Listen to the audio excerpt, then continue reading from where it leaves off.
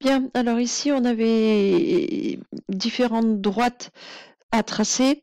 Donc, on a un repère orthonormé. Donc, ça, on a déjà vu ça au moment du produit scalaire, c'est-à-dire un repère classique à axe perpendiculaire, même unité sur les deux axes. Donc, je veux tracer D1 de coefficient directeur, pardon, moins 1, ordonnée à l'origine, P égale 2. Donc, ordonnée à l'origine, je veux être au niveau 2. Donc, je veux être ici. Avec un coefficient directeur qui doit valoir moins 1. Donc, dire que le coefficient directeur vaut moins 1, ça veut dire que lorsque je vais avancer d'une unité, pour retourner sur ma droite, il va falloir descendre d'une unité. Donc, ma droite, eh ben, elle va passer par ces deux points-là. Donc, hop là. Je vais essayer de faire ça à peu près bien. Oh, ça a bougé. Bon, c'est raté, c'est perdu.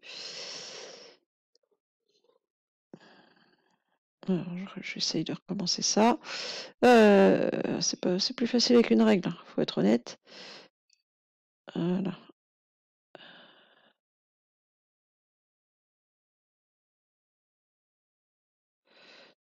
Non, voilà, cette fois-ci c'est bon.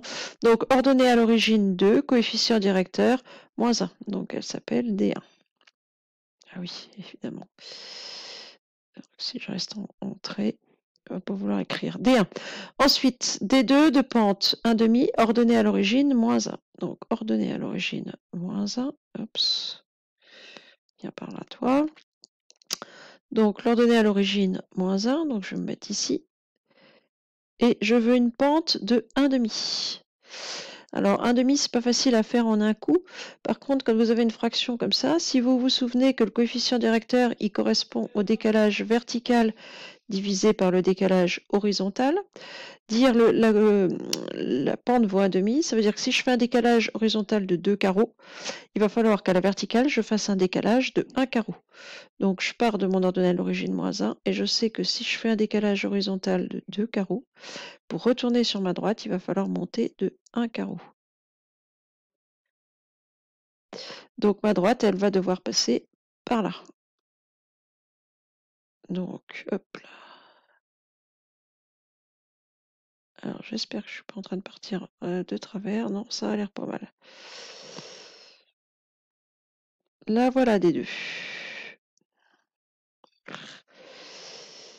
D2.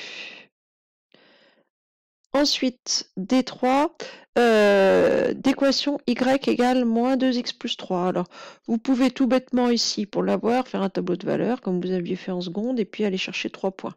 On va essayer de le faire directement. Dire que l'ordonnée à l'origine vaut 3, vous êtes sûr que votre droite, elle va passer par là.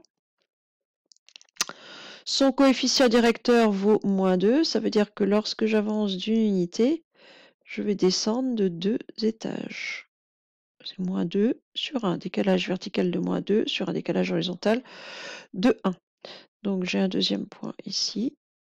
Et donc ma droite,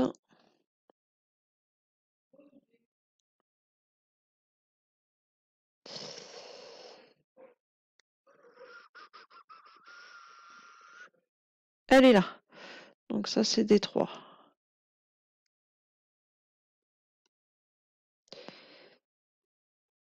D3.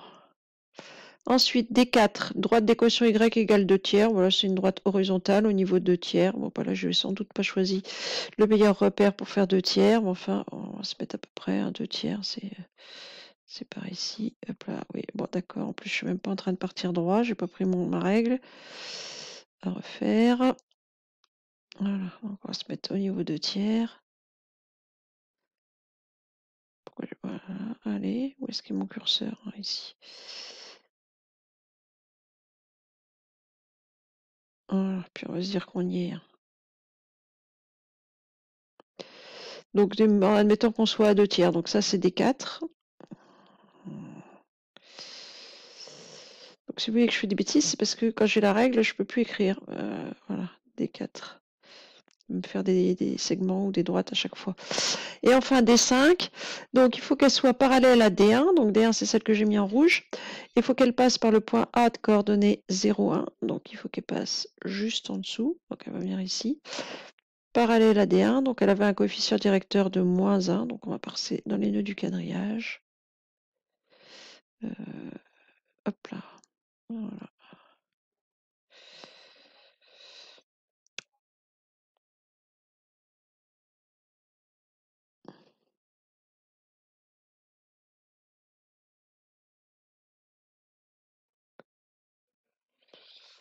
Et voilà, ça c'est D5.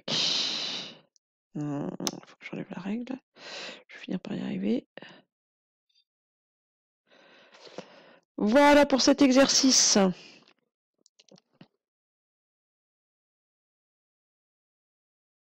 Oh, j'ai du mal à mettre sur stop.